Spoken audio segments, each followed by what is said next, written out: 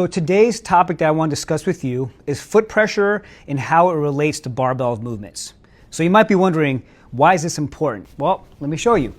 One of the things that we really talk about in the beginning, right, as you've heard us say plenty of times, is that we have to maintain an ideal foot position, reference foot position. What that is being able to distribute the weight evenly between the heel of our foot and the ball of our foot. So when we look at that, that's actually just having the weight distributed right down the arch, right at our midfoot. Now when we move a barbell, it's also really important for us to be able to move things from a straight line from point A to point B, because that maximizes efficiency and the safety of the lift. So I want to discuss with you what you have to think about when you're doing the overhead press of the barbell. In order for us to make sure that the barbell is able to travel up in a straight line, if we keep our weight centered in the middle of our foot, it makes it much easier for us to just have that bar also travel up and down a straight line, just like an elevator would in an elevator shaft. If you think about this, right, if you have an elevator that kind of wobbles all over the place, that's a very inefficient movement.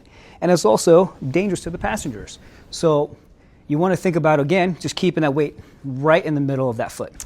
But it also doesn't pertain just to the overhead press. You also have to relate that to other movements like the barbell squat. So I want to kind of give you a visual here of what that should look like. So if I were to make sure that my start position has that barbell centered over the middle of my foot, I want to make sure that as I lower into my squat, that weight continues to stay right over the middle of my foot. Because what happens is if that barbell goes too far forward over the middle of my foot, you're going to see that my trunk leans forward too much, my heels come up. That could put a lot of stress on just my other structures here. And at the same time, if I lean too far back and that barbell travels behind the reference point of my foot, you're going to fall backwards, right? So it's all thinking about that is just, hey, do I have the weight centered from top to bottom to top, so that I can really maximize the efficiency of my lift, but also, again, maximize the safety. Now, this also doesn't pertain to just slow barbell movements. When you add in speed, you start to get the speed wobbles. You start to lose control. You start to lose coordination.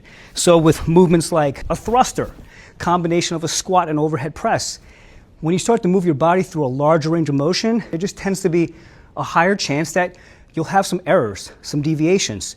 So if you're thinking about a movement like the thruster, which is highly complex or more complex, same idea. Give you an idea of what to do, how to position yourself is keep the weight in the middle of the foot. As you lower into that squat, barbell still stays over the middle of the foot.